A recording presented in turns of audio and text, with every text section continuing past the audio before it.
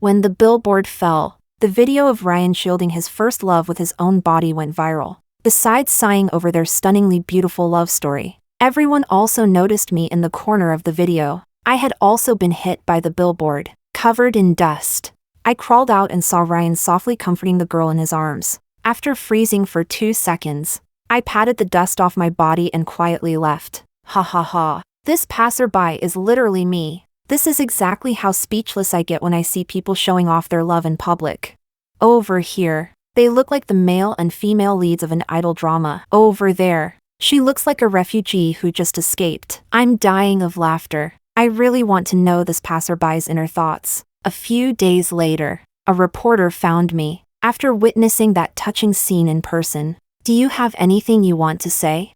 At that time, I had just moved out of Ryan's home, panting as I carried my suitcase. I looked at the camera, then I wished them a happy marriage that lasts 100 years. Chapter 1. When Ryan came back. I was reading the comments under the video. I really want to know this passerby's inner thoughts. Was she tortured to death by watching them flaunt their love?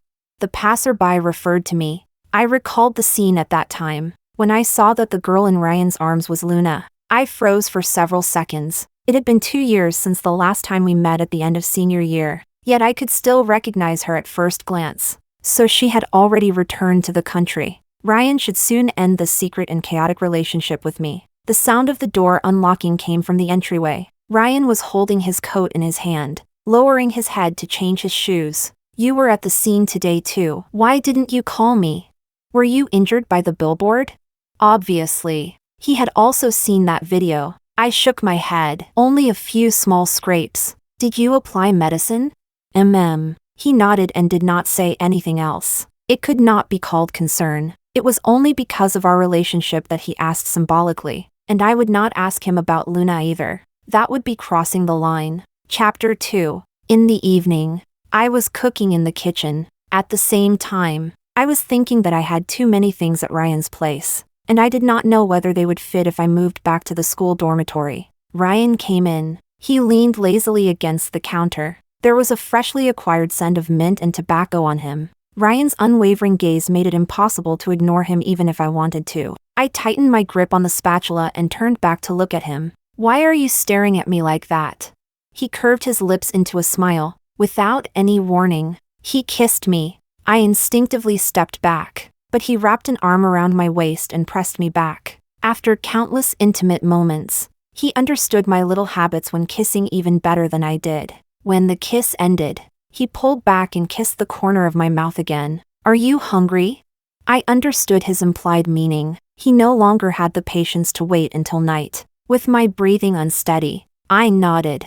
My group assignment requires statistical data. I ran around outside all day today and barely ate anything. He raised his brow slightly. Then eat more later. Don't start playing tricks and whining that you're tired before even an hour has passed again. I pressed my lips together and did not answer his crude words. I turned back and continued cooking. Ryan did not care much and helped me out from the side. We had maintained this unclear, undefined relationship for nearly 2 years. Recently, the way we got along had become more and more like that of a couple. But I knew clearly, we were not. Ryan and I were not lovers. The boundary between us had always been clear. Chapter 3. Ryan was called away by Luna halfway through dinner. She called him. The air was quiet, even without speakerphone. Her urgent voice was clear enough. Ryan, this landlord suddenly wants to kick me out. Can you come over and help me communicate with him? Ryan put down his chopsticks. I'll come over now. After hanging up, he said, I need to go out for a bit. You eat first. I nodded without the slightest surprise and picked up another stalk of Crown Daisy. He stood up, picked up his coat, and was about to leave. After thinking for a moment, I still asked, Luna is coming over tonight, right? Do I need to move back to the dorm first? After all, if Luna had nowhere to stay today, there was a high chance she would come live in Ryan's apartment. He turned back and lifted his eyes to look at me. What did you say? His expression did not look like he had not heard clearly. Because of my question, the atmosphere turned cold. I lowered my head and continued eating. Nothing. Only afterward did I realize that this question had been somewhat unnecessary. If Luna was coming over to stay, He would contact me in advance and tell me to leave. He could not possibly let Luna know about his relationship with me. Chapter 4. By the time I finished the group assignment that night, it was almost 10:30. Ryan still had not come back. He probably would not come back tonight at all. I moved my aching wrist a little, washed up, and went to sleep. I did not know how long had passed. I was woken by rustling sounds from the living room. Ryan was back. The sound of footsteps drew closer. He had walked to the door of the master bedroom and stopped. A moment later, the footsteps sounded again, moving away. The door to the second bedroom opened, then closed again. In the darkness, I blinked blankly. Soon, I fell asleep again, perhaps because I had seen Luna today. That night, I dreamed of her. Chapter 5. Luna was the first person Ryan liked, and also the only person he had ever liked. The two of them had been together since the first year of high school. I was in the same class as them. I witnessed the entire process of their relationship, dating, arguing, cold wars, making up, Ryan coaxing her, and Ryan getting jealous, because I had seen what he was like when he liked someone. Now, no matter how intimate things became between him and me, no matter how close the distance between us was, I would never mistakenly think that he had fallen for me. It was a little sad to say. Ryan and I had gone to the same school from middle school to high school. I had secretly loved him for 6 years, but he basically had no impression of me, until the final semester of our senior year. During one of their cold wars, Luna went abroad to study. Ryan was also angry and did not ask her to stay. The two of them broke up naturally. During that period, Ryan was in very low spirits. After the graduation party ended, by the roadside, as if possessed, I grabbed him. The boy turned back. Ryan. The high beams of a car swept over. Ryan bent down, wrapped an arm around my shoulders, and pushed me in front of him. The next second, the car brushed past the hem of my skirt and roared by. I was badly frightened. In his arms, I lifted my head in a daze and met his eyes. The boy's eyes, dark as misty lacquer, were soul-stirring. The delayed drunkenness rose at that moment. Only when Ryan carried me into the room in his arms did I slowly remember that when I had grabbed him, I had only wanted to confess. I had only wanted to let him know that I had liked him for 6 years. Chapter 6. One chaotic night made it impossible for me to say my confession ever again. I knew that if I opened my mouth, he would definitely agree to be with me. But he still liked Luna. A relationship like that was the kind most doomed to end badly. So after dawn, I dressed myself again and said goodbye to him. He lifted his eyes to look at me. "You're just leaving like this? You don't need to take this matter to heart." I pinched the strap of my crossbody bag and said, "I'm planning to apply to universities out of town. In the future, we probably won't have any contact again, so let's both forget about it as soon as possible." He still looked at me and said nothing more. I took his silence as agreement, turned around, and left. Ryan spoke again and called me back. "Your name is..."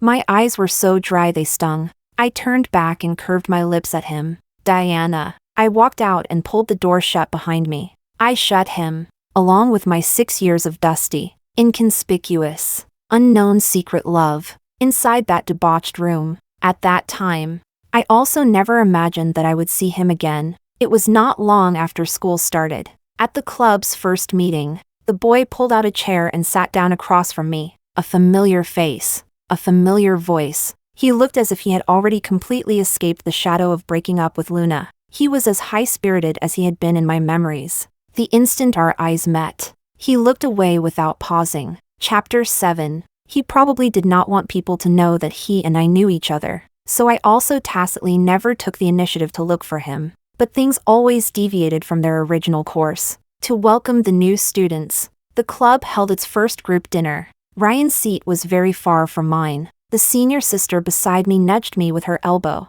"Look." Following her gaze, I saw a certain third-year senior in the corner of the private room adding something to a wine glass. His movements were very discreet. "Guess who that spiked glass of wine is for?" I asked. "Who?" "Ryan." Seeing my stunned expression, she said with the air of someone who knew everything. "You didn't know, did you? This senior is a well-known gay guy at our school. He stayed in the club for 3 years now. You know, our new media club occasionally requires people to appear on camera. So it recruits a few good-looking freshmen, like you and Ryan. He does it so he can more conveniently get close to each year's new students. Pick out the handsome ones, then use some methods to do that and that with them. He's done this before. Seeing my grave expression, she added. But it's not a big problem. That wine is just a catalyst. He definitely won't force anything. I stared straight at that department head. Every movement of him carrying the wine glass toward Ryan looked in my eyes like a frame-by-frame image, broken apart and slowly played. I endured for half a minute in torment. When Ryan accepted that glass of wine, I stood up and walked over, pretending to accidentally bump into his arm. All the wine spilled onto his black hoodie. I apologized softly. "I'm sorry, I didn't mean to." That senior complained resentfully. "Usually you seem pretty gentle. How are you so reckless when you walk?" Another senior sister who did not know the situation said, "Diana, why don't you take Ryan to the sink to wipe his clothes?" I answered, "Okay." Ever since that glass of wine had spilled, Ryan had been staring straight at me. I lowered my eyes, avoiding his extremely aggressive gaze. We had just walked out of the private room, when Ryan pulled me into another empty private room. He pushed me against the door. Ryan rested his hand on the doorknob beside me and smiled. "What were you doing just now?" My back was already pressed against the door, but the distance was so close that I felt the air grow a little thin. I accidentally knocked over that abnormal glass of wine? I abruptly lifted my head and widened my eyes. I knew there was something wrong with that wine. He smiled again. "I never planned to drink it in the first place." I immediately felt so embarrassed I wished the ground would swallow me. I had been meddling in other people's business. Ryan's gaze carefully traced my features. Suddenly, he asked, "Diana, did you start liking me after that day?" The air froze for an instant. I pushed him away and wanted to leave. Ryan pulled me back in front of him again. Neither of us spoke anymore. After a long while, he slowly lowered his head and came closer. I pressed my lips tightly together, which made him tug at the corner of his mouth. When he was about to kiss me but had not yet done so, his voice lowered like a whisper. "You dirted my clothes. You have to compensate me with a new one, right?"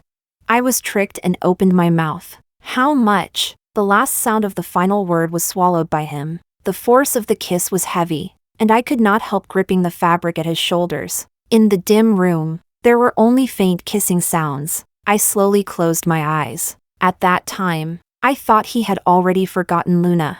I thought the fact that he had taken the initiative to kiss me meant that he also had feelings for me. Chapter 8. I moved part of my luggage into Ryan's apartment off campus. Between us, there was more than just intimacy at night. During the day, when we had no classes and stayed lazily in the apartment, he would also gather me into his arms from behind and watch movies with me on the sofa. To celebrate my birthday with me, he would also turn down invitations from his friends and carefully plan a full-day date with me. But once we entered school, we had almost no interaction. Even in the club, he treated me no differently from an ordinary classmate. I had thought he was just unused to being intimate in front of others. Until that day, when I went to deliver materials to Oscar from the club. The instant I pushed open the door, I heard his name. "Ryan, be honest. Do you have a girlfriend or not?" My hand froze. The boy's voice, as always, carried a hint of laughter. "I really don't," Oscar said. "Then good. That junior of mine has really liked you for quite a while. She's pretty and has a good personality too. Why don't you go on a date and give it a try?"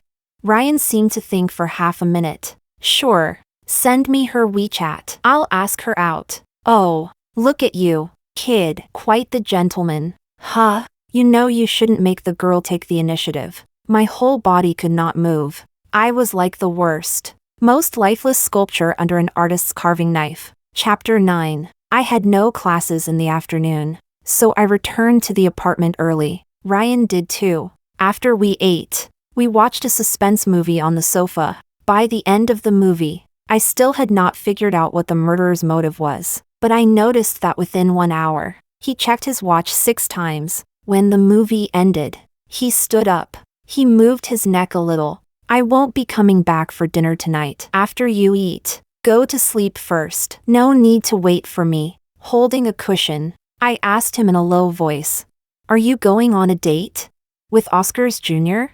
He lowered his eyes and looked at me. After a moment, a smile lifted at the corner of his lips. "Yes." I nodded stiffly. "What if you also have feelings for her?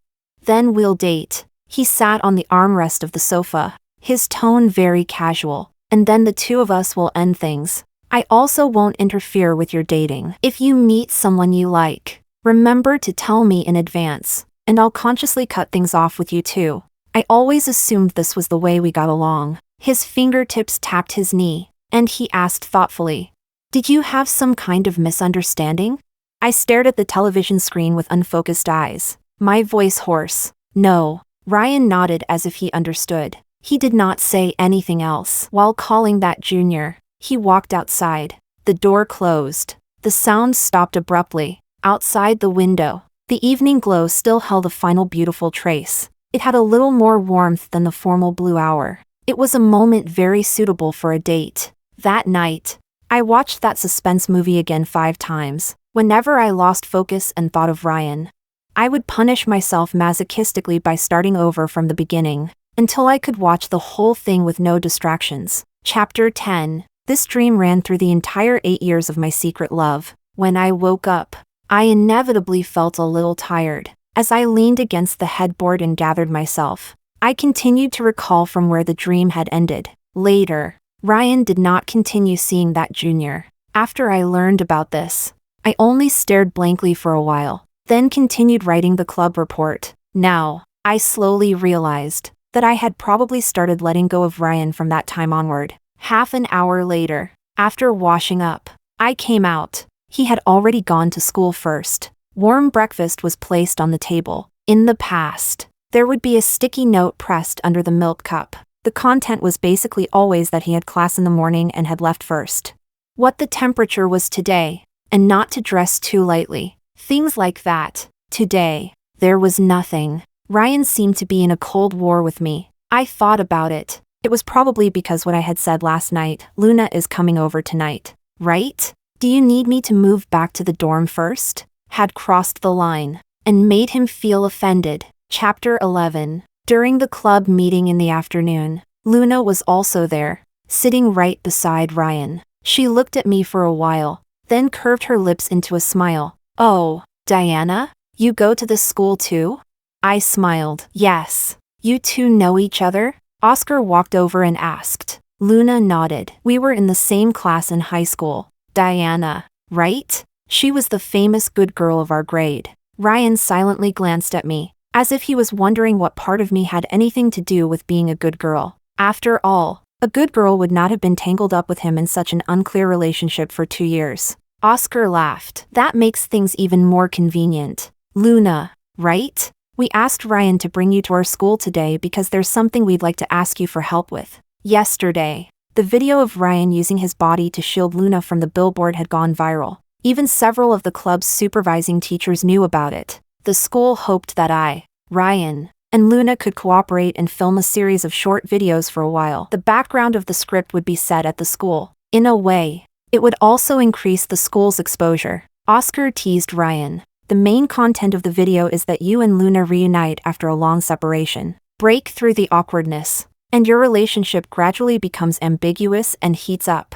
Although it's just a script, you were still willing to use your body to shield her from a billboard. Looks like a reunion is just around the corner." Ryan did not speak, but Luna's face turned a little red from his words. Oscar then looked at me. "Diana, you're a supporting character. When you see them being lovey-dovey and showing off their affection, you just need to act very envious, and occasionally complain about being a single dog who's been tortured by their PDA. Things like that. Your main function is to help set the mood. You won't have many scenes. You'll just appear occasionally. Our club account will mainly film Ryan and Luna," as if afraid that I would be unwilling to serve as a tool person.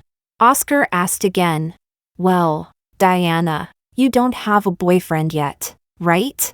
I blinked lightly. "No." Ryan sat across from me, leaning back in his chair as he looked at me. His fingertips tapped the edge of the table from time to time. Oscar hurriedly said, "I'll introduce someone to you. He's from our department and in the same year as you. He previously asked me whether you had a boyfriend too. He's also quite a handsome guy. I'll introduce you two in a couple of days. Ryan and Luna were about to get back together. I should also have my own new life. I thought for a moment and said, okay. Across from me, the sound of fingertips tapping the edge of the table stopped. Chapter 12. Today was cloudy with light rain. The scene for filming was on my way to class. I forgot to bring an umbrella and ran awkwardly all the way to the teaching building. But at the entrance, I saw Ryan and Luna sharing the same umbrella. Most of the umbrella was tilted toward Luna. The girl arrived at the teaching building safe and sound. Meanwhile, Ryan's shoulder was wet over a large patch. After witnessing this scene, I let out a few speechless and emotional complaints. Oh dear heavens, if you can't grant me a boyfriend like Ryan, then can you at least give me endless money? After filming ended, the senior responsible for filming watched the playback several times. Your acting is pretty good, Diana. Very natural. Tisk. It's just that there's something a little off, but I can't quite say what. I did not take it to heart. After all, I was not a professional acting student. The rain stopped at dusk. After finishing my last class, I went to Ryan's apartment, intending to pack my luggage. Ryan was also home. He leaned bonelessly against the sofa and glanced at me when he heard the sound. You're back? Let's eat. I've been waiting so long I'm starving. He looked a little listless, as if he was still holding a grudge over what I had said. But taking the initiative to speak was his signal that he wanted to end the Cold War. I looked at the dishes on the dining table in surprise. Ryan was not very good at cooking, but the presentation was actually not bad. The sentence "I'm not hungry" circled around in my mouth, but when I saw the small burns on the back of his hand from oil splatters, I still swallowed it back down. It was best to part peacefully. There was no need to make the atmosphere stiff. Halfway through dinner, I received a call from Oscar. Diana, I wanted to ask you something. Can I send your WeChat to that guy? The one I said has feelings for you. Ryan lowered his brows and eyes, casually stirring the food in his bowl with his chopsticks. I hesitated for a while. Okay, then thanks. Senior. No problem. If you two really get together, remember to treat me to a meal. The call ended. The person who had kept saying he was hungry suddenly had no appetite. Ryan had only eaten a few bites of the rice in front of him. You want to date? I gave a soft mem. I want to try having a healthy relationship. Ryan let out a light laugh and said, oh. He seemed to find the word healthy rather absurd. Do you need me to help you screen him?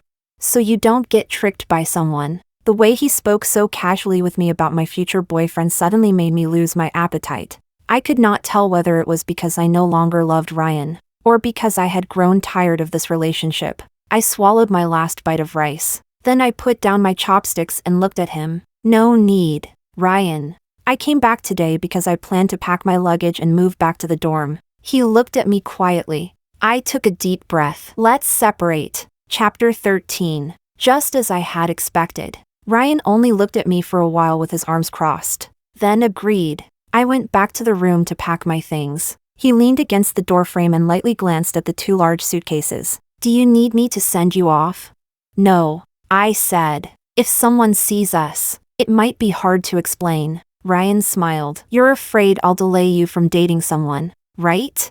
I was somewhat puzzled by the coldness in his tone. The ringtone of my phone interrupted my thoughts. It was the ride-hailing driver, telling me he had arrived downstairs. After ending the call, Ryan had already returned to the living room. He was holding a bottle of sparkling water, watching a movie expressionlessly. It was a terrible movie he had once criticized. I pushed my suitcases out, without looking away from the screen. He said, then I won't see you off. I thought about it and realized there was nothing to say goodbye to. I silently opened the door and left. The sun shone warmly on my body. There was a lightness to it, as if the sunlight had brushed away the thick dust on my shoulders. The taxi was only allowed to stop at the school gate. I struggled to push the two large suitcases. Before I could enter the school, a crowd suddenly surged over and surrounded me. Some people were carrying cameras, and some were holding microphones. Oscar was also among them. Diana,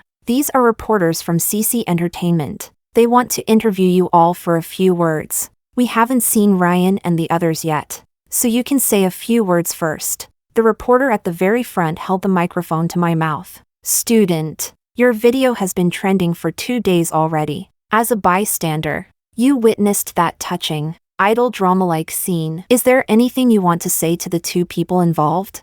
I pulled my suitcases closer in front of me, looking at the pitch-black camera lens. I spoke. Then I wished them a long and happy marriage. The reporter was just about to say something when he looked behind me and immediately called for the cameraman to run back. Ryan is here. Cameraman, hurry and follow.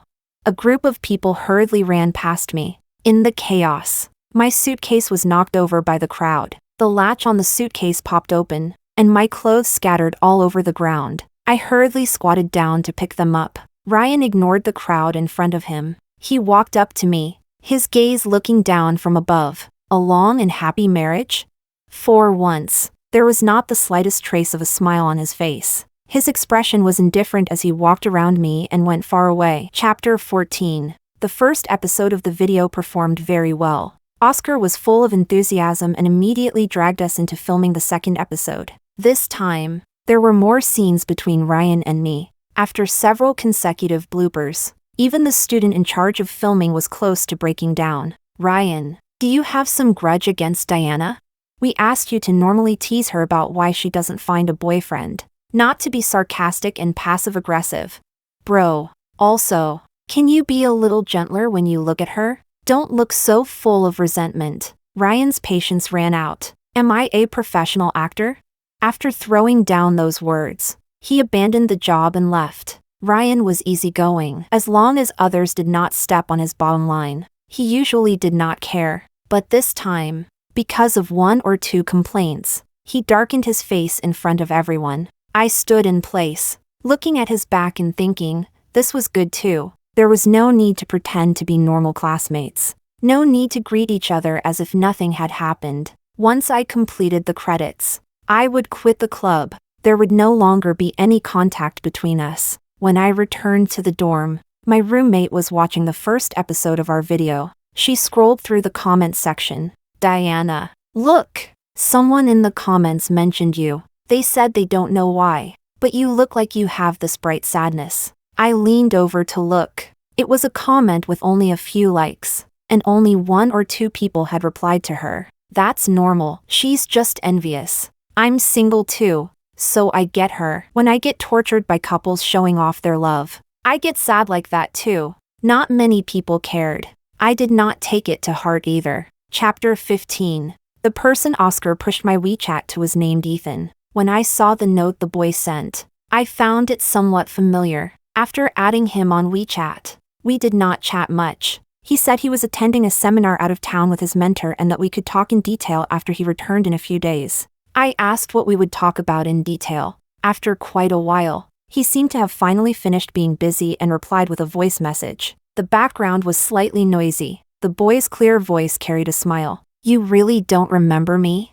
A week's worth of confusion was only resolved when I saw him at the restaurant. Ethan, one of Ryan's brothers. In the past, I had almost never stepped into Ryan's social circle, so there were not many people I knew. He was the first person at school to know about my relationship with Ryan. Half a year ago, on a certain rainy day, I successively experienced losing a competition and failing physical education. Even on the way back to the apartment, my shoes came unglued, and I basically came back stepping through water almost barefoot. So when I opened the door and saw Ryan sitting on the sofa with his back to me, my grievance instantly surged out like floodwaters breaking through a gate. I kicked off my shoes and, crying, hugged him from behind. How can I be unlucky 3 times in one day? Boo-hoo. Is there anything more unlucky than this? Ryan said there was. I froze, tears still hanging from my eyelashes. The boy turned around. His brows and eyes looked somewhat helpless, and he smiled as he glanced at my hands around his waist. This is the 4th time. You mistook me for your boyfriend. The 4th unlucky thing. That was my first meeting with Ethan. Absurd and awkward. And the real Ryan had just come out of the bedroom. He did not deny the word boyfriend. He only glanced at my hand, which I had been too stunned to remember to lower. Feels nice to hug him, does it? I dropped my hands with a whoosh. Ethan and Ryan had just returned from celebrating a friend's birthday. It suddenly rained on the way back, and both of them got soaked. Ryan brought him back to the apartment and lent him his own clothes. That was why I had mistaken him. Seeing Ethan again. That memory, so embarrassing that I wished I could crash into a wall and lose it, resurfaced in my mind. Fortunately, he did not mention that time. He asked me out to eat only because he wanted to explain the misunderstanding. Oscar had mentioned me in front of him. He said he wanted to introduce a boyfriend to me. Ethan thought Ryan and I were still together. So he asked, "Isn't she not single?" Because of that, Oscar misunderstood and thought he was interested in me. That was why he pushed my WeChat to him. After listening to the whole story, I slowly nodded. So that's how it was. It's okay, as long as the misunderstanding is cleared up. Ethan sat across from me. You and Ryan? We separated. He nodded and did not ask further. After eating, I glanced at the time and said goodbye to him. It's almost time for my part-time job. I'll go first. Next time, I'll treat you to a meal. His brow lifted slightly. Part-time job? Yes. On that street on Nanping Road. It's sort of an influencer cafe. Very famous. You should have heard of it. After hearing the shop's name, Ethan's expression turned somewhat meaningful. What's wrong? I asked. He picked up his car keys. Let's go together. It's on the way. The car was in the school parking lot. We first walked back to school together. I thought for a while about what he meant by on the way. Then I suddenly realized. I heard the shop recently hired a new part-timer. It's you, right? Ethan let out a soft laugh. I took it as his confirmation. For the sake of the meal he had just treated me to, I enthusiastically said. If there's anything you don't understand, just come ask me. The boss rarely comes to the shop. He hired a store manager to manage us, and I'm on pretty good terms with the manager. Don't worry, I'll ask her to take good care of you. The smile on his lips never dropped. I tilted my head and chattered on, telling him all the things to pay attention to at the shop. I forgot to watch the road ahead. Before I walked straight into a pillar, Ethan raised his hand and blocked it against the pillar. I bumped into the back of his hand. Thank you. I awkwardly rubbed my forehead. The car key spun a few times around his finger as he spoke in a half-joking tone. All right, Senior, you can pass on your experience to me after we get in the car. I'll go get the car first. The parking lot is cold. Just wait for me here. I nodded seriously. In my mind, I was still checking for any missed details I had not told him. Chapter 16. Ethan had just left. A teasing voice sounded behind me. Oh, Diana. Touching your head. Huh? You two looked so sweet just now. Things are progressing fast. Oscar, Ryan, and Luna were walking in this direction. Ryan's eyelids drooped. His expression carried a cold, weary air. Oscar took 2 tickets for an art exhibition out of his bag and handed them over. Here, the publicity department gave them to me. I'll give them to you too. Consider it your senior creating an opportunity for you. If you get together, don't forget to treat me to a meal. Among the works displayed at this art exhibition, there were pieces by a painter I liked very much. A few days ago, I had tried to get tickets but failed. At this moment, I really could not refuse. I accepted them and weakly explained.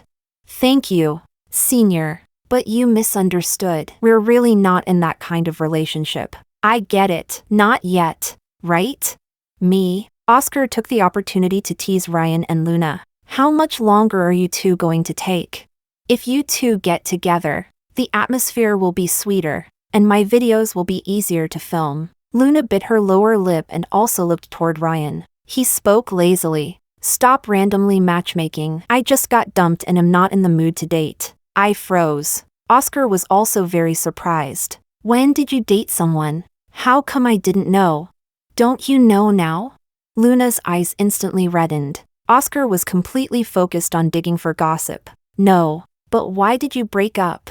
Ryan moved his lips. He had just started to speak when Oscar interrupted him. Oh, the ride-hailing car is here. After saying that, he greeted me again. We're leaving first. Diana. I waved absent-mindedly. Bye. I glanced at Ryan. From beginning to end, he never looked at me once. I was not sure whether what he had just meant was that he intended to make our relationship public, When Ethan stopped the car beside me, I still had not reacted. The car window slowly lowered. Ethan turned his head and smiled. Why aren't you getting in?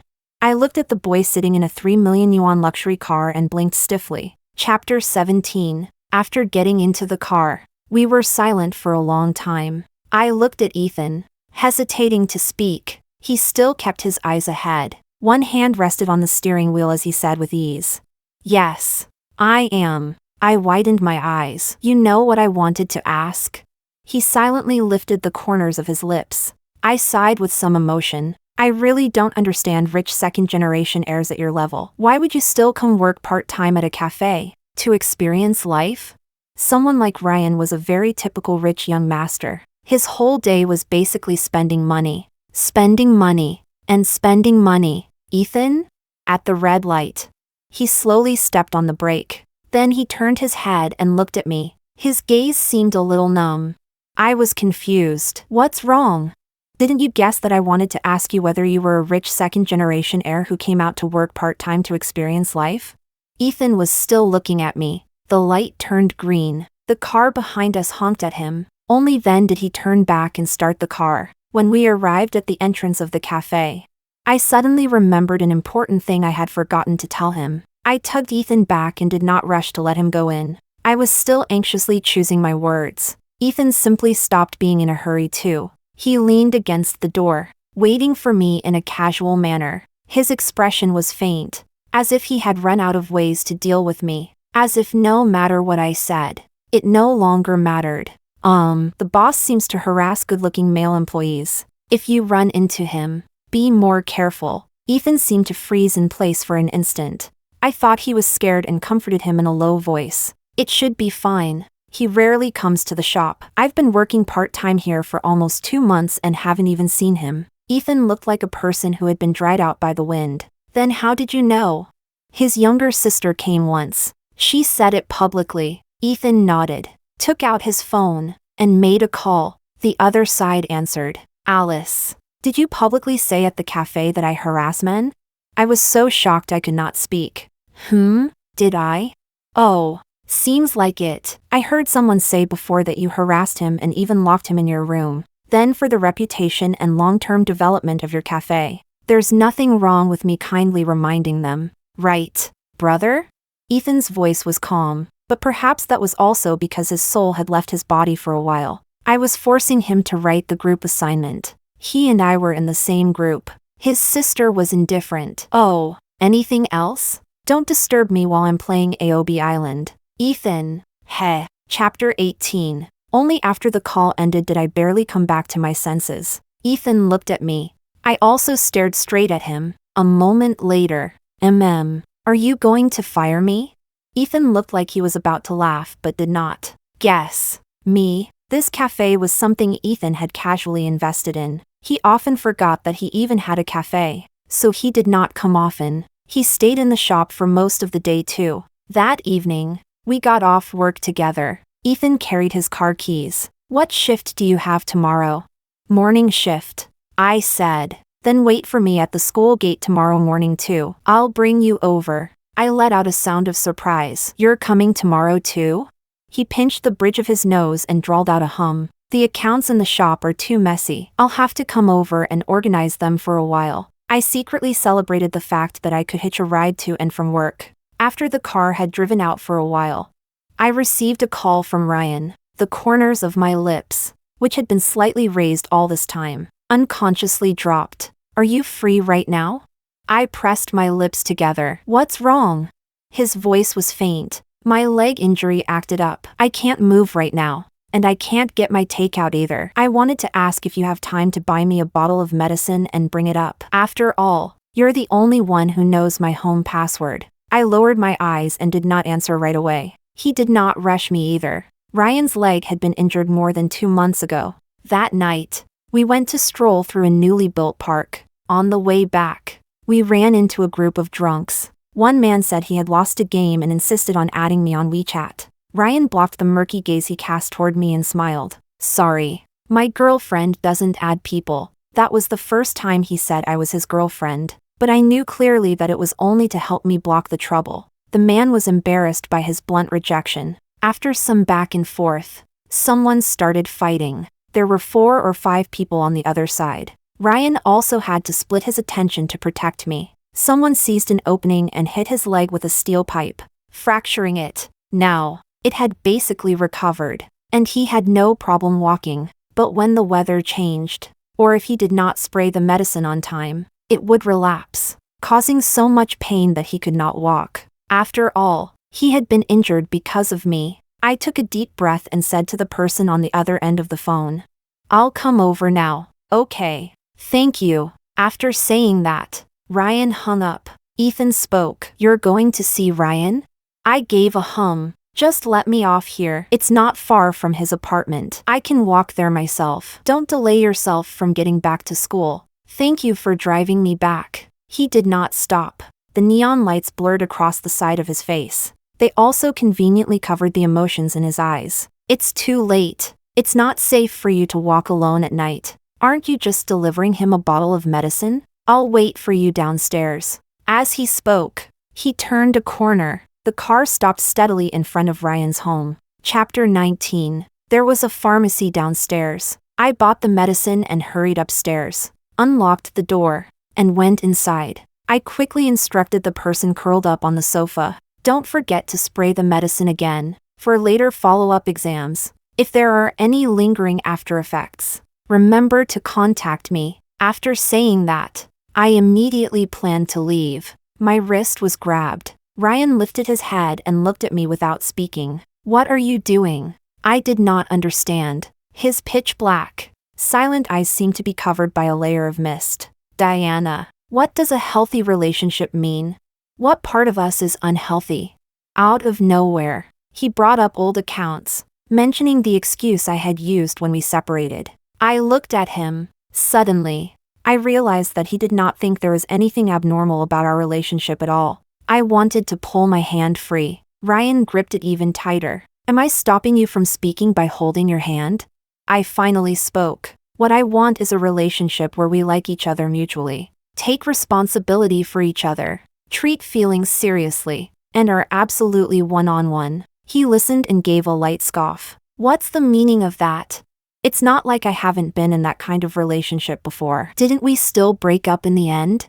Ryan seemed to have developed trauma from his breakup with Luna in senior year. So later, he became casual about relationships. He thought that way, he would no longer be emotionally hurt. He lowered his eyes. His eyelashes trembled. The hand gripping my wrist also loosened a little. "Diana, if you really want this so-called healthy relationship, I can also..." The unfinished words were interrupted by my phone ringing. It was a voice call from Ethan. I quickly apologized. Sorry, I'm coming down right away. Did I delay you from going back to school?"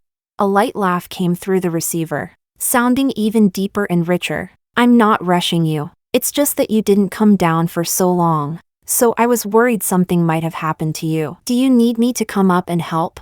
I completely pulled free from Ryan's hand and hurried away. "No need. I'm coming down now." When I reached the door, Ryan called out to me again. He sat on the sofa with his back to me. "Why not just admit that you're simply tired of me? Diana, talking about whether it's healthy or not. Is there any point?" By the end, his voice was tinged with a cold smile. He turned his head. "You think Ethan is good looking?" He looked me over and asked with a smile. "What is that expression? Am I wrong? Isn't that how we started? On graduation night, you were willing to leave with me because I looked decent enough, weren't you?" He used an extremely gentle yet cold and shallow voice to say the most bastardly words. For one moment, his features overlapped with the slightly youthful Ryan from high school. After all, before that, we basically had no interaction, right?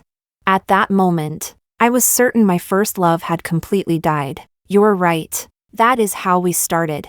I regret being possessed that night. It won't happen again." After saying that, I pulled the door shut behind me and walked into the elevator. Chapter 20. Perhaps because Ryan had already become completely irrelevant to me, I quickly put this matter behind me. That night, I slept well. The next day, I could even film short videos with Ryan and Luna with a normal expression. Oscar patted my shoulder. We're going to add more scenes for you. Diana, your popularity is getting higher and higher. Everyone loves watching you. Some people say that although they know we have a script, your acting is just too good. You're not like those exaggerated plot device characters. It feels like you really are being tortured by watching them show affection. Others suspect that you're revealing your true feelings, saying that you like Ryan, and that's why this kind of emotion comes through. They said it so convincingly, and then asked whether you've let go recently, saying that you look much more relieved. Hahaha.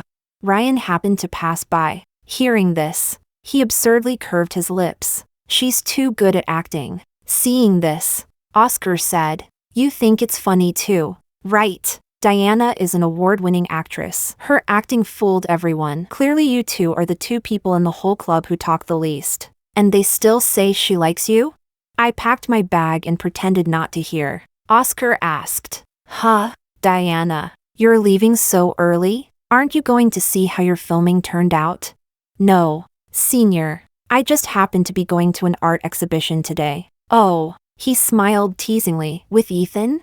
I was already used to it. I nodded once, then said goodbye and left. The reason Ethan and I had arranged to go to the art exhibition together was because the painter we liked was the same one. This painter's style was relatively niche. Ethan was the first person I had met who liked the same painter as me. I could not close the floodgates of my chatter at all. I talked with him all the way non-stop. This directly resulted in my throat being so hoarse that I could not speak when I went to work at the cafe in the afternoon. There was no way for me to take customers' orders. Ethan watched for a while as I struggled awkwardly to make sounds. He walked over, his fingertips brushing the ends of my ponytail. Don't end up making your throat hurt from shouting. No taking orders today. Do you want to learn latte art? I tilted my head and looked at him. You know how? I do. I'll teach you. Oh. He could actually read what my eyes were saying. There was a separate small kitchen in the back of the shop.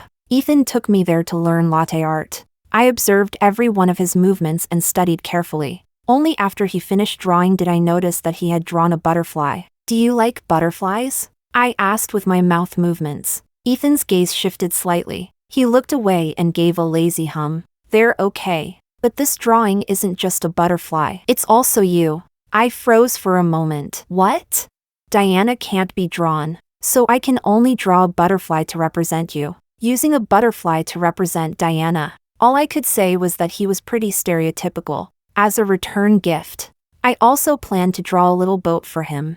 I searched for a simple drawing of a small boat on my phone and began drawing seriously. It took about 20 minutes to finish. My hand was sore from exhaustion, but I was very satisfied with my work. Triumphantly, I tugged Ethan over to look. The boy did not understand. What do you mean by drawing a banana?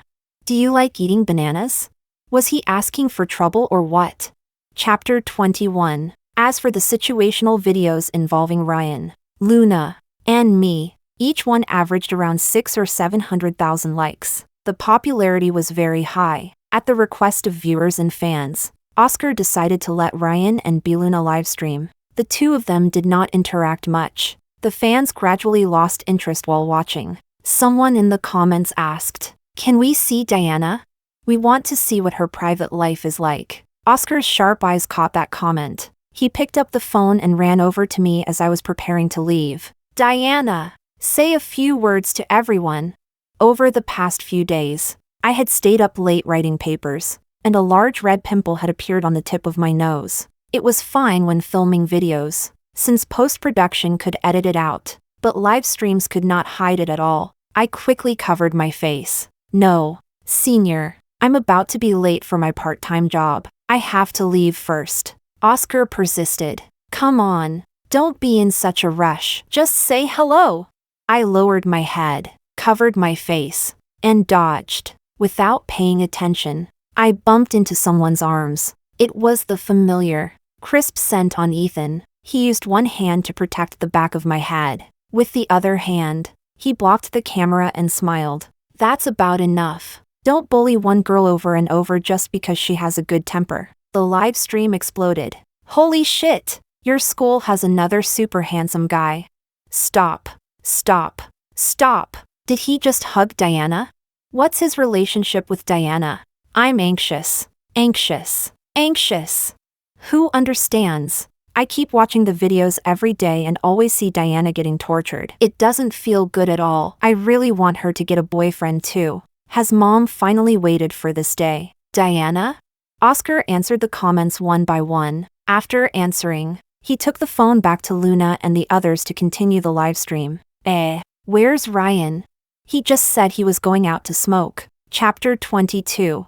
I sat in Ethan's car, scrolling through the live stream comments. I felt overwhelmed. Someone had already dug up Ethan's identity. Pure-blood wealthy second-generation heir. Crown prince of a wealthy family. Computer science department heartthrob. And so on. The phone in the storage box beside Ethan kept ringing with message notifications. Clearly, he was also being bombarded. I sighed in frustration. I was just about to apologize to him when Ethan received a call. His phone was connected to the car's Bluetooth. He tapped the central control screen and answered. The sound was on speaker. Hello, Mom. Ethan. Mom saw your school live stream. Are you dating someone? No, I'm still pursuing her. He said it without changing expression. Beside him, I was instantly shocked beyond belief. His mother sounded worried. Do you even know how to pursue someone? With that straight man brain of yours, you wouldn't even know if you made a girl angry. I think I'm pursuing her pretty well. Me? His mother still worriedly reminded him of a few more things before hanging up. I could no longer care about feeling guilty toward Ethan. There was only one question filling my mind. When did you ever pursue me? Ethan glanced at me, as if he were talking about something extremely ordinary. Haven't I been pursuing you for the past 2 months? For example? Haven't I been picking you up and dropping you off for your part-time job for these past 2 months? Didn't you say you were just giving me a ride because it was on the way? Diana, every day. I wait at the shop to get off work with you. I understood even less. Didn't you say yourself that you needed to check the accounts?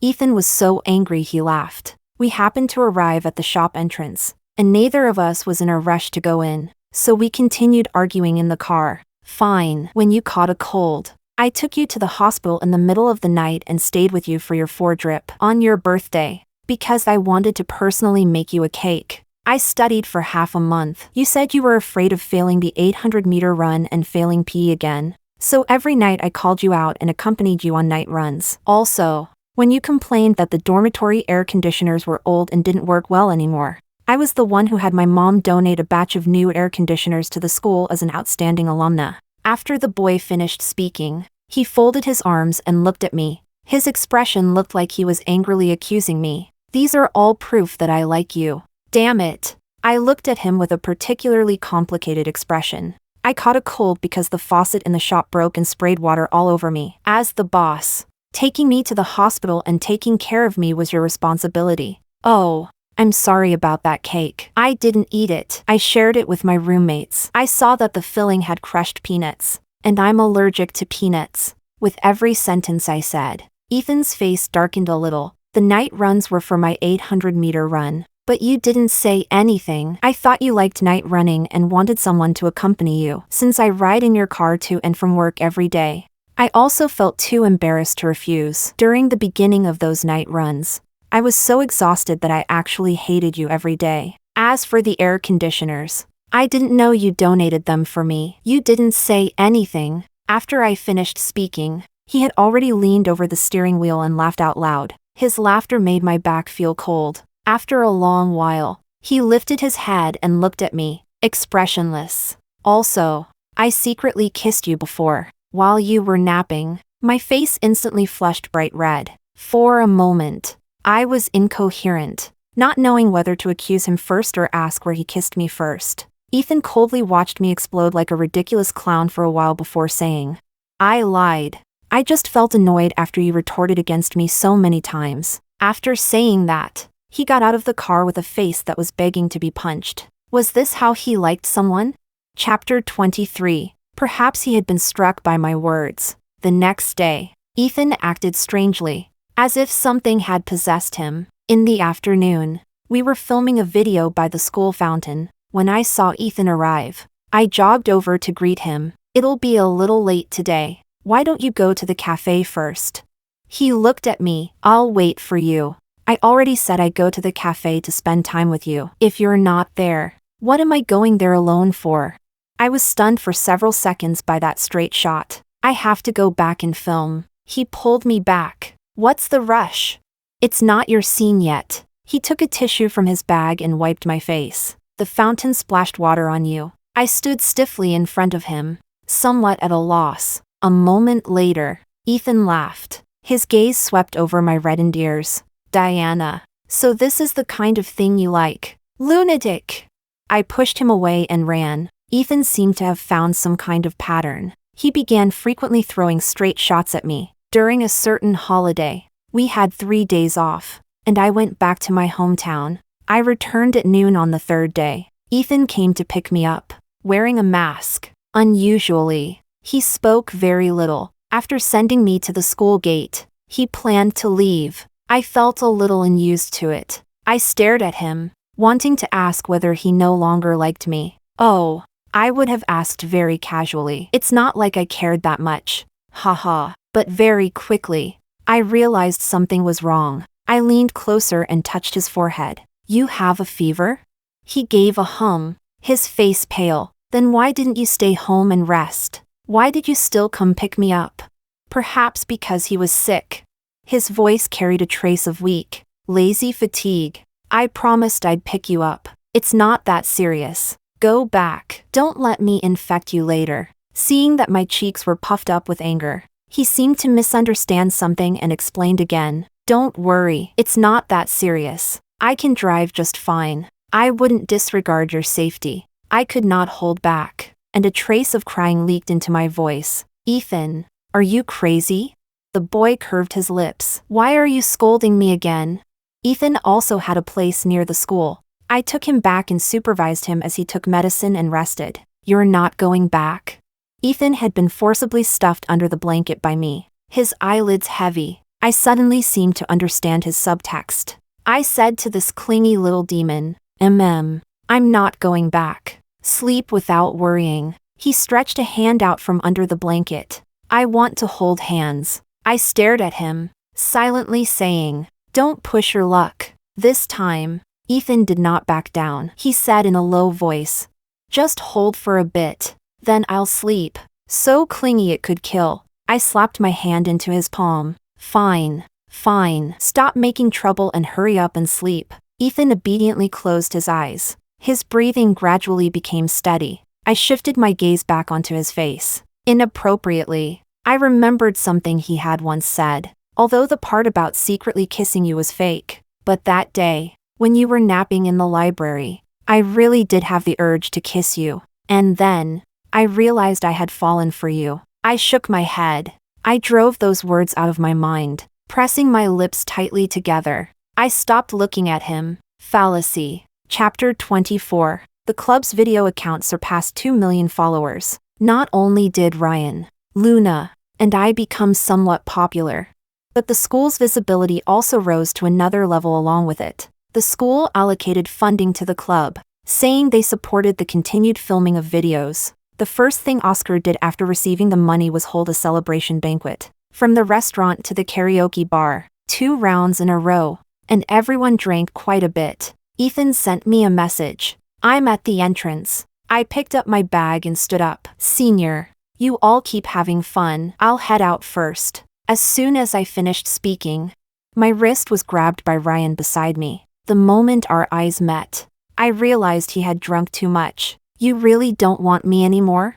Because of his words, the private room suddenly fell silent. Ryan, let go. The varied looks around us made my scalp prickle. How is Ethan better than me?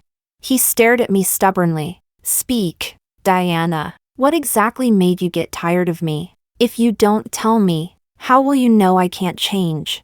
Let go. This voice came from behind me. It was Ethan. What right do you have to tell me to let go? Do you have any status? Ryan's words filled the air with the smell of gunpowder. Oscar was the first to react. While prying Ryan's hand open, he smoothed things over. Hey, don't start making trouble just because you drank too much. I have status, okay? I'm the club president. Come on, hurry and let Diana go. Another president came over. Together, they finally pulled Ryan's hand away. A red ring had appeared around my wrist. I picked up my bag again and said to Ethan, "Let's go, Diana." Ryan still wanted to chase after me, but Oscar and the others pressed him down onto the sofa together. "Oh, come on. Why are you suddenly going crazy? When did you and Diana get together? And when did you break up? You really hid it well. You two are seriously the most troublesome group I've ever led." Ethan was clearly quite angered by Ryan. We walked toward the parking lot in silence the whole way. When we were almost there, I stopped in place and refused to move. Ethan turned back. "What's wrong?" "I'm thinking about what Ryan said." He tugged at the corner of his mouth and leaned against the hood of the car, agreeing. Take your time. No need to rush into the car. Just in case you figure things out halfway and decide to get back together with Ryan. It won't be easy for me to turn around on the highway and send you back." I ignored his sour words. "That's not it. Then what is it?" "He said you don't have the right to make him let go." Ethan's tone was cool and thin. "Thank you for emphasizing it again." I was truly speechless at this blockhead. Normally, wasn't he supposed to ask, "Then shouldn't you give me that right?" It turned out that his mother had been right to worry that he did not know how to pursue someone. I compromised with a sigh. I walked in front of this cool-acting boy. Standing on tiptoe, I held his head and kissed the tip of his nose. "All right, now you have the right. Next time he says that again, you can confidently tell him that you do have the right. Because you are Diana's boyfriend." Chapter 25. Ethan's cool expression was only his disguise. He was so clingy it could kill. When we arrived at the school gate, I said goodbye to him and wanted to get out of the car. He did not let me. "We just got together. And you're leaving just like that?" He said it as if I were some scumbag woman who had slept with him and refused to take responsibility. "Then what do you want?" The young master lowered his eyes coolly and indifferently. "Can't you hug me?" I unfastened my seatbelt. I leaned forward and wrapped my arms around his neck. "Like this?" He pressed his lips together and did not speak. A cold-faced cutie being shy was the hardest thing to resist. I could not help kissing his cheek again. "Is this good now, baby?" He pressed me back into the passenger seat. One hand braced to the side. "What did you call me?" I blinked. "Aren't you a baby?" Clingy and needing to be coaxed. He seemed unable to handle this nickname. His eyes fierce. He lowered his head and moved close to my lips, but he stopped just before touching them. "Why aren't you kissing me? We just got together. Can we kiss already?" Ethan's inexperienced appearance was unbelievably adorable. I coaxed him. "Yes, we can, baby." His lashes trembled, and he held my face, kissing me gently. A moment later, he learned without being taught. The tip of his tongue pried open my lips, slipped in, and swept away the last bit of air. Before long, I pushed him away with my face flushed. Ethan's ears were even redder. His gaze was somewhat dazed. "Not letting me kiss you anymore? You're too heavy. I can't breathe." Ethan accepted the lesson. When he kissed me again, his force was much lighter. He kissed me for a while, then stopped for a while, leaving me enough time to breathe. Chapter 26. After Ryan sobered up, Oscar had originally planned to ask him about what happened last night. He only said that he had drunk too much and his mind had not been clear. "You and Diana were really together?" 2 years. Oscar calculated the time. "That doesn't seem right. I remember that a year ago, I introduced my junior to you. Didn't you even go on a date?" Ryan paused. He did not speak again. I had very few scenes today. I also had no scenes with Ryan. When Ethan came to pick me up, I was going over the script with Luna. He handed Ryan a bottle of mineral water. "Sober now?" Ryan took it and drank a sip without answering. "Drink less in the future, bro." He patted Ryan's shoulder and said seemingly casually, "Don't cling to someone else's girlfriend like last night again. I'm just generous enough not to hold it against you." Ryan played with the water bottle in his hand and smiled. "You two are together? Otherwise?" Watching from a distance, I felt that Ethan was about to die from pretending. Ryan's attitude was unconcerned. "Good. Let me give you a piece of advice. Don't get too emotionally invested. When she gets tired of you, she'll dump you without any warning. Stop slandering my girlfriend. You don't believe me?" Ryan leaned against the lounge chair, propped his forehead to the side, and smiled when I kissed her for the last time. I didn't expect that she would ask to break up with me the next day either. I glanced at him from far away and then withdrew my gaze. I no longer cared about what he thought. There was even less need to tell him about my 6 years of secret love. But in the end, I still could not hide it. During one of Oscar's live streams, the direction of the discussion in the comments suddenly changed. What exactly is the relationship between Ryan and Diana? Did Diana really secretly love Ryan for 6 years? Oscar, do you know any inside story? Following the comments, Oscar found the source of the rumor. It was a post. When I saw it, I quickly recognized the profile picture of the poster. It was the girl who had first said under the first video that I had a bright kind of sadness. She had been among the first viewers to suspect that I liked Ryan. Actually, over the following 2 months, fewer and fewer people suspected this possibility. But she still persisted. And today, she had dug up key information. It was not only that in the first few videos, when facing Ryan, I always carried a faint, almost imperceptible sadness. She also dug up the interview video from the day I moved out of Ryan's home. Then I wished them a happy marriage that lasts 100 years. When Diana said this, she looked at the camera with a very calm and relieved gaze. I suspect this was the moment when she let go of Ryan and her 6-year secret love. As for how I discovered that she had secretly loved Ryan for 6 years, she then attached a screenshot. It was from the comments under one of our account's videos. She commented, "The more I watch, the more I feel like Diana likes Ryan." Someone replied to her, "She really doesn't. We were all from the same high school before." Diana and Ryan barely even talked. Also, at high school graduation, Diana wrote in my classmate album. There was a question asking whether she had someone she secretly liked. And she wrote, "Yes. This is the 6th year I've liked him." They had known each other for 6 years then, but high school is only 3 years. Okay? The screenshot ended there. The poster continued. I searched for Diana's middle school entirely based on intuition. I didn't expect that she really had been classmates with Ryan since the first year of middle school. This is completely solid proof. The truth is, Diana liked Ryan for many years. Now when I go back and watch the video where the billboard fell, I really don't think she was speechless because Ryan and Luna were showing off their love. She had decided to give up on Ryan. Both sides argued in the comments section. Some people agreed with her. Others thought she was completely guessing based on intuition and had no real basis. Oscar asked me, "Do you need to clarify?"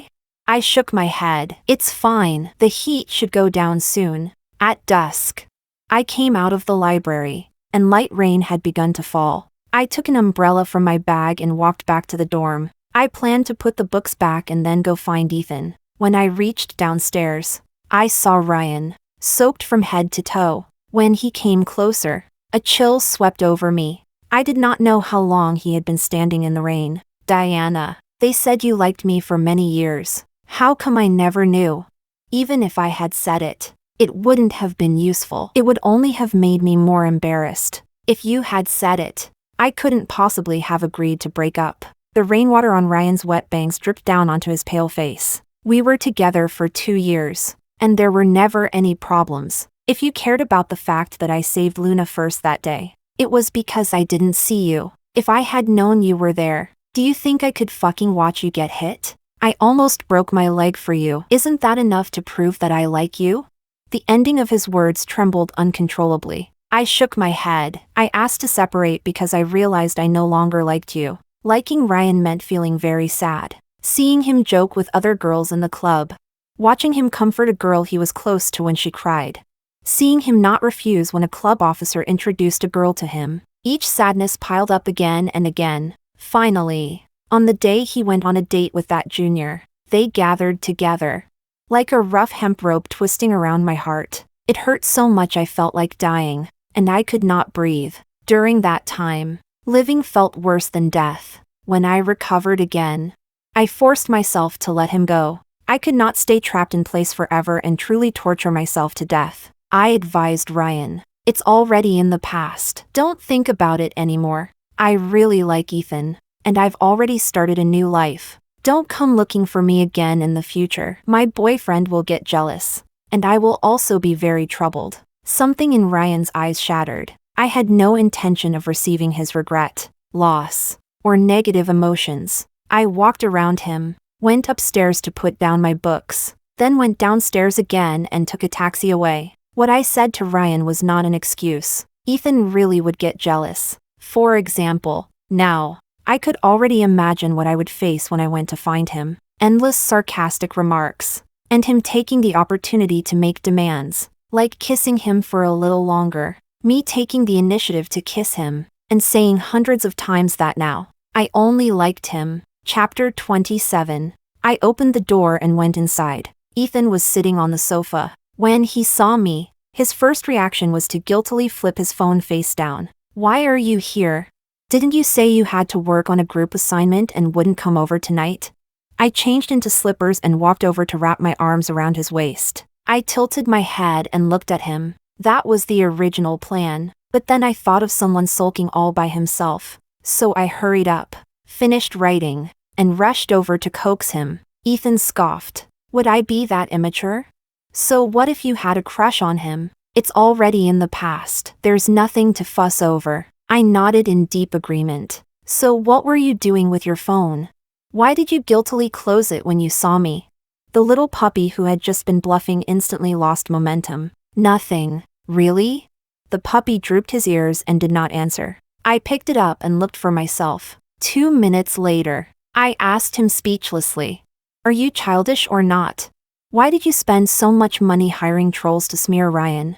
The fact that I haven't gone and beaten him up already counts as me leaving him plenty of room. Ethan lowered his eyes. It's really not jealousy. I was just thinking that you liked him for so many years. And when you decided to give up back then, it must have been because during the 2 years you were together, he bullied you plenty. I had not expected his first reaction after finding out to be this. I sat on his lap and kissed him. Thank you. Ryan is all in the past. Now my bad luck has turned into good fortune, and I've met you. He remained unmoved. It's not in the past for me. You actually liked that scumbag for so many years. I really mind. Sure enough, what was meant to come had still come. I cooperatively asked this little demon, then what will it take to coax you properly? Today, you have to kiss me a little longer, and you have to take the initiative. You also have to tell me 100 more times that now you only like me. See? Hee hee.